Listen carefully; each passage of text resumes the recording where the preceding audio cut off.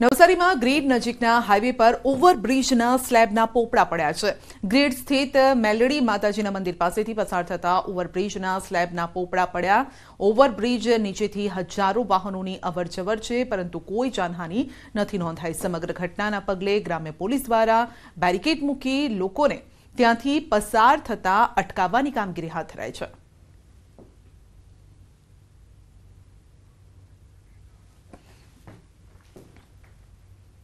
તો ધારીના ગ્રામ્ય વિસ્તારમાં સિંહના આટાફેરા છે। એક સાથે 10 થી વધુ સિંહનું ટોળું જોવા મળ્યું છે। સિંહણ અને બાળ સિંહનું આ ટોળું છે તેઓ લટાર મારતા જોવા મળ્યા છે। રસ્તો પસાર કરી રહેલું સિંહનું ટોળું મોબાઈલના કેમેરામાં કેદ થયું છે। સિંહના ટોળાનો વિડીયો સોશિયલ મીડિયામાં વાયરલ થઈ રહ્યો છે।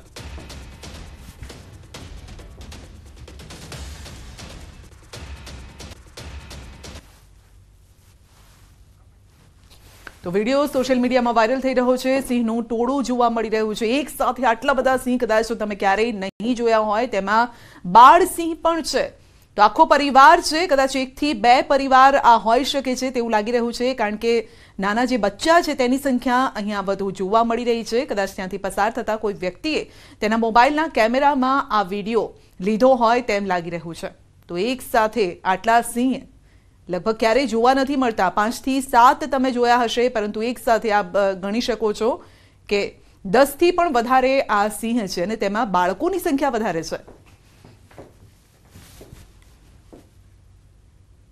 યુવાનો માટે ચિંતાજનક સમાચાર છે। યુવાનોમાં હાર્ટ એટેક બાદ બ્રેઇન સ્ટ્રોકનો ખતરો વધ્યો છે। કોવિડ પહેલાની સરખામણીમાં બ્રેઇન સ્ટ્રોકના કેસ ડબલ થયા છે। યુવાનોમાં અગાઉ 15% જેટલા કેસ નોંધાયા હતા, જે વધીને હવે 30% થયા છે અને યુવાનોમાં બ્રેઇન સ્ટ્રોકના વધતા કેસ ચિંતાજનક છે। યુવાનોમાં હવે હાર્ટ સ્ટ્રોક બાદ બ્રેઇન સ્ટ્રોકનો પણ ખતરો છે। નાની વયે બ્રેઇન સ્ટ્રોક તબીબો માટે પણ ચિંતાનો વિષય છે। કોરોના બાદ બ્રેઇન સ્ટ્રોકના કેસ સિવિલ હોસ્પિટલમાં પણ નોંધાયા।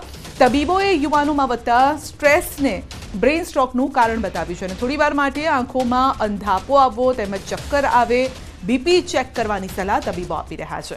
ઉપરાંત જેને બીપીની સમસ્યા હોય તેને બીપીની દવાઓ ફરજિયાત લેવાનું તબીબ કહી રહ્યા છે।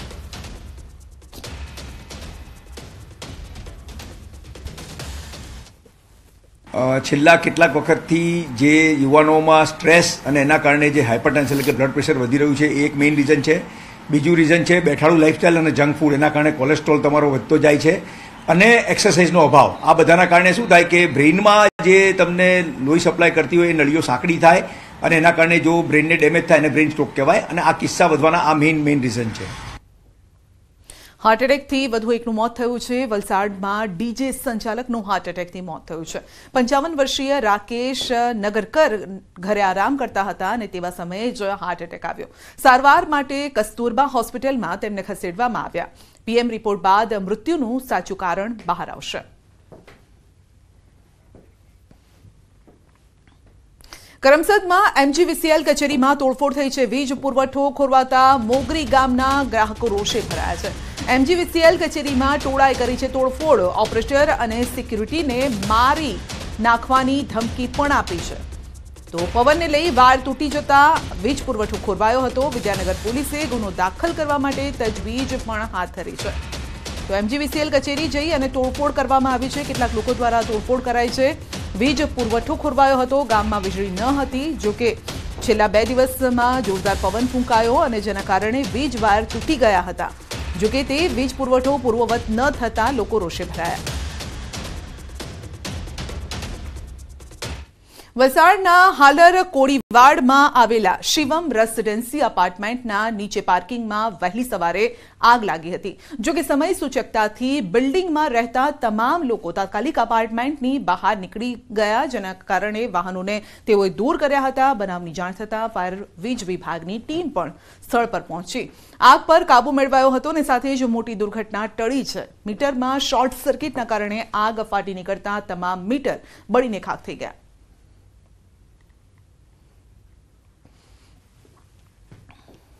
સુરતના પાંડેસરામાં બાળકીઓ સાથે અડપલા કરનાર આરોપીની ધરપકડ કરાઈ છે। પાંડેસરામાં બિલ્ડિંગમાં રહેતી 3 બાળકીઓ સાથે શારીરિક અડપલા કર્યા છે।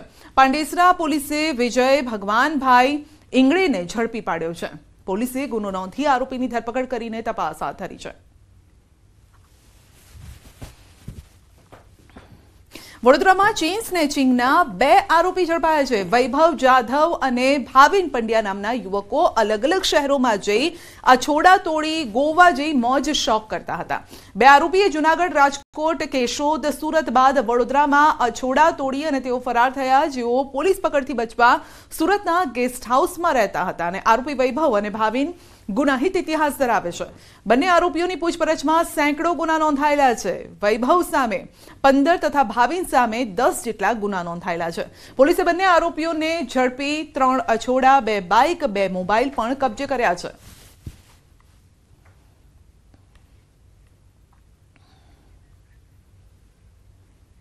આમ તો દરેક જગ્યાએ દેવી દેવતાઓના મંદિર બનાવવામાં આવતા હોય છે, પરંતુ અમદાવાદમાં એક પરિવારે માતા પિતાનું મંદિર બનાવ્યું છે.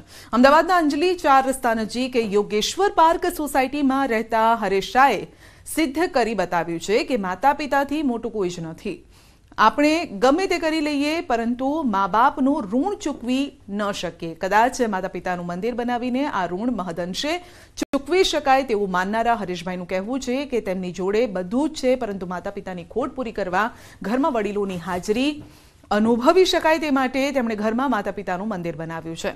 હરેશ શાહે મા બાપની સેવા અને મહત્વ સમજાવતી મશાલ કાયમ કરી છે.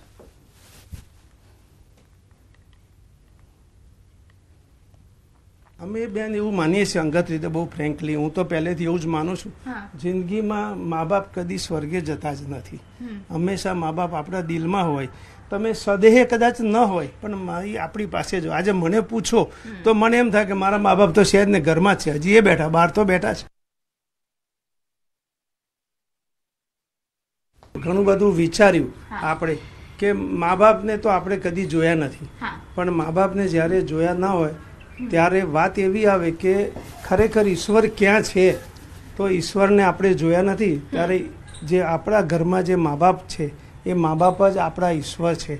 એ ઈશ્વર સ્વરૂપ મા બાપને આપણે કેવી રીતના કંઈક આપણે કશુંક એમને કશુંક આપી શકીએ, કે કાં તો એમના માટે સમાજમાં કંઈક એવું ઉચ્ચ સ્થાન બનાવી શકીએ, એવો વિચાર કરીને એક આ મા બાપનું મંદિર બનાવવાનો અમે વિચાર કર્યો. બુલેટિનમાં આગળ વધીશું નાનકડા બ્રેક બાદ.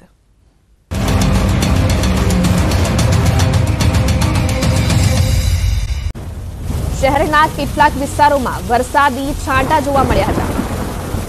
શાહીબાગ વિસ્તારમાં વરસાદી છાંટા. તો સવારથી જ અમદાવાદમાં વાદળછાયું વાતાવરણ છવાયું હતું અને હાલ અમદાવાદમાં વાતાવરણમાં પલટો આવ્યો છે. શાહીબાગ વિસ્તારમાં વરસાદી છાંટા પડ્યા હતા અને શહેરના કેટલાક વિસ્તારોમાં હાલ વરસાદ પણ જોવા મળી રહ્યો છે. શાહીબાગ વિસ્તારમાં વરસાદી છાંટા પડ્યા છે અને અમદાવાદના વાતાવરણમાં પલટો આવ્યો છે. આજે સૌરાષ્ટ્ર, દક્ષિણ ગુજરાતમાં વરસાદની આગાહી છે. થંડરસ્ટોર્મ એક્ટિવિટી સાથે વરસાદ પણ થઈ શકે છે. હાલ અમદાવાદના કેટલાક વિસ્તારોમાં વરસાદી છાંટા પડ્યા હતા અને શાહીબાગ વિસ્તારમાં વરસાદી છાંટા પડ્યા હતા. સૌરાષ્ટ્રના 9, દક્ષિણ ગુજરાતના 3 જિલ્લા માટે વરસાદની આગાહી કરવામાં આવી છે. તો હાલ અમદાવાદના વાતાવરણમાં પલટો આવ્યો છે અને થંડરસ્ટોર્મ એક્ટિવિટી સાથે આજે વરસાદ થઈ શકે છે. 30 થી 40 કિલોમીટરની ઝડપે પવન ફૂંકાઈ શકે છે. અમદાવાદના વાતાવરણમાં હાલ પલટો જોવા મળી રહ્યો છે. સવારથી જ અમદાવાદમાં વાદળછાયું વાતાવરણ છવાયું હતું અને શાહીબાગ વિસ્તારમાં હાલ વરસાદી છાંટા પણ પડ્યા હતા. આજે સૌરાષ્ટ્ર, દક્ષિણ ગુજરાતમાં વરસાદની આગાહી છે અને હવામાન વિભાગની.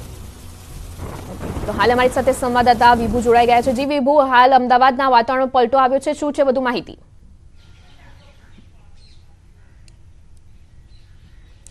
શ્રુતિ, અત્યારે અમદાવાદ શહેરના વાતાવરણમાં પલટો આવ્યો છે કે વહેલી સવારથી જ વાદળછાયું વાતાવરણ છે તે જોવા મળી રહ્યું હતું. બપોર થતાની સાથે જ બફારો પણ થઈ રહ્યો હતો, પરંતુ જે રીતે હવામાન વિભાગ દ્વારા આગાહી કરવામાં આવી છે કે આગામી જે 3 દિવસ છે ગુજરાતના અલગ અલગ વિસ્તારમાં થંડરસ્ટોર્મ એક્ટિવિટીઝ થશે, સાથે સામાન્ય વરસાદ પણ થશે. અમદાવાદ શહેરમાં પણ આપ જોઈ શકો છો કે વાદળછાયું વાતાવરણ વહેલી સવારથી હતું અને ત્યારબાદ અત્યારે ઝરમર વરસાદ છે તે શરૂ થયો છે. અમદાવાદના શાહીબાગ વિસ્તાર એટલે કે એરપોર્ટ વિસ્તારમાં અમે અત્યારે છીએ અને એરપોર્ટ વિસ્તારમાં ઝરમર વરસાદ છે તે વરસી રહ્યો છે. હવામાન વિભાગે પણ કહ્યું છે કે આજે અમદાવાદ શહેરમાં થંડરસ્ટોર્મ એક્ટિવિટી સાથે સામાન્ય વરસાદની સંભાવના વ્યક્ત કરવામાં આવી હતી. જોકે આ પ્રી મોન્સૂન એક્ટિવિટીઝ થઈ રહી છે અને સૌરાષ્ટ્ર, દક્ષિણ ગુજરાત, ઉત્તર ગુજરાતના અલગ અલગ વિસ્તારોમાં થંડરસ્ટોર્મ એક્ટિવિટીઝ થશે, સાથે કમોસમી વરસાદ પણ થશે. એટલે કે આ પ્રી મોન્સૂન એક્ટિવિટીઝ થઈ રહી છે અને એક સાયક્લોનિક સર્ક્યુલેશનની સિસ્ટમ પણ સક્રિય છે. જી વિભુ, તો હાલ કેવો માહોલ છે ત્યાં?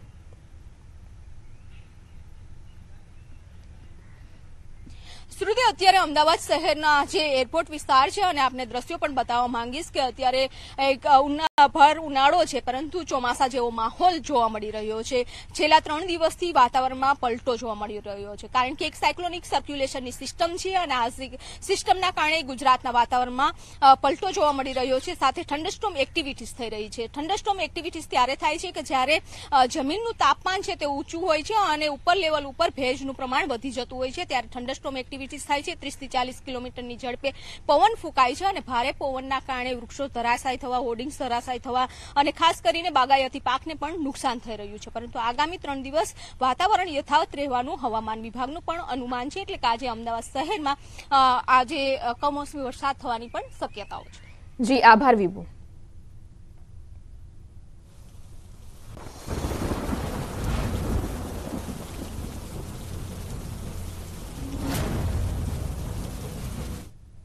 અને હવે નજર કરીએ સમાચાર સુપરફાસ્ટ પર. અંકલેશ્વરના પાનોલી જીઆઈડીસીની એક કંપનીમાં આગ લાગી. અતુલ લિમિટેડ કંપની પરિસરમાં અચાનક આગ લાગતા દોડધામ. ફાયર વિભાગની ટીમે આગને કાબૂમાં લેવા જહેમત ઉઠાવી. ડાંગમાં બેકાબુ આઈસર દિવાલ તોડી ઘરમાં ઘૂસી. આઈસર ચાલકે સ્ટીયરિંગ પરથી કાબુ ગુમાવતા સર્જાયો અકસ્માત. ઘરના સભ્યોનો આબાદ બચાવ.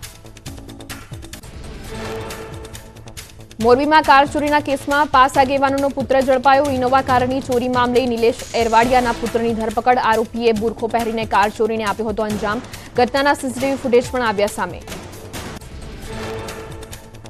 કચ્છ જિલ્લાના સાંધણ ગામે યુવકનો મૃતદેહ મળ્યા બાદ હાઈવે પર ચક્કાજામ. રાષ્ટ્રીય દલિત અધિકાર મંચે યુવકની હત્યાની શંકા વ્યક્ત કરી. યુવકની હત્યા અંગે ગુનો નોંધી તપાસ કરવા માંગ કરી. પોલીસે યોગ્ય તપાસની ખાતરી આપી મામલો થાળે પાડ્યો. વડોદરા પાલિકાનો ઓવરસ્માર્ટ વહીવટ. પીવાના પાણીના ધાંધિયા. બીજી તરફ પાણીનો વેડફાટ કરાયો. રસ્તા પર પડેલી ધૂળ અને કચરો પીવાના શુદ્ધ પાણીથી સાફ કરાયો.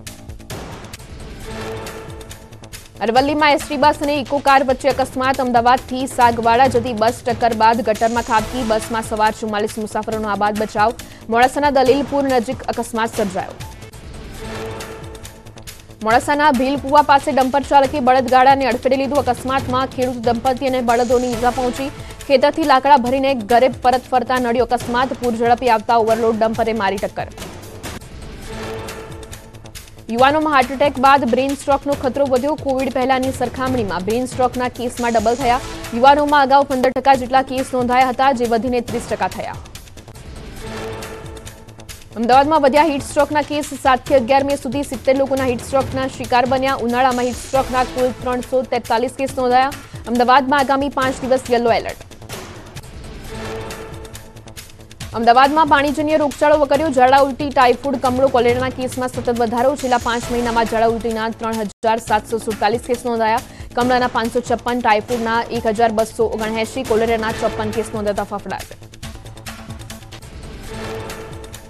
રાજકોટમાં બહુમાળી ભવનમાં જાતિ સહિતના દાખલાને લઈને અરજદારોની લાંબી લાઈન. તંત્રની વ્યવસ્થાના અભાવે વાલીઓને ધમધકતા તાપમાં ઉભા રહેવા મજબૂર. તંત્રએ પાણી સહિતની કોઈ વ્યવસ્થા ન કરતા અરજદારોમાં રોષ છવાયો. ચારધામ યાત્રામાં ગુજરાતીઓ અટવાયા. ગંગોત્રી ધામ જતા રસ્તા પર 15 કિલોમીટર લાંબો ચક્કાજામ. 4-5 દિવસથી યાત્રીઓને ભારે હાલાકી. ભોજન પાણીએ રહેવા માટે પડી રહી છે ભારે મુશ્કેલી. ગંગોત્રી ધામમાં હોટલના ભાવ ડબલ થયા. 50 રૂપિયામાં મળતી વસ્તુના ભાવ 100 રૂપિયા કરી દેવાયા. રસ્તા પર વાહનોની લાંબી કતારો લાગતા વહીવટીતંત્ર સામે યાત્રિકોમાં રોષ. બદ્રીનાથ ધામમાં માસ્ટર પ્લાનનું કાર્ય. યાત્રાળુ અને સ્થાનિકો લોકો માટે આફત. ઠેર ઠેર રસ્તા બંધ હોવાથી લોકોની હાલાકી. તંત્ર દ્વારા સ્થાનિક લોકોને પૂછ્યા વગર જ માસ્ટર પ્લાનનું કાર્ય કરાતા ફેલાઈ અવ્યવસ્થા. ગંગોત્રી હાઈવે પર જામની સ્થિતિ પર ઉત્તરકાશીના એસપીનું નિવેદન. કહ્યું, મોટી સંખ્યામાં મુસાફર ઉત્તરકાશી પહોંચતા જામની સ્થિતિ સર્જાઈ. સવારે ગંગોત્રી ધામ માટે 600 વાહનો થયા હતા રવાના. એક સાથે 10,000 શ્રદ્ધાળુ ગંગોત્રી ધામ પહોંચશે. ઉત્તરાખંડ ચારધામની યાત્રા કરવા ગયેલા નડિયાદના 22 લોકો ફસાયા. રજીસ્ટ્રેશન ન કર્યું હોવા છતાં ઉત્તરકાશી ખાતે 2 દિવસથી ફસાય છે યાત્રિકો. લોકો વાહનોમાં બેસી રહેવા માટે બન્યા મજબૂર. જમવા રહેવાની કોઈ પણ પ્રકારની નથી મળી રહી મદદ.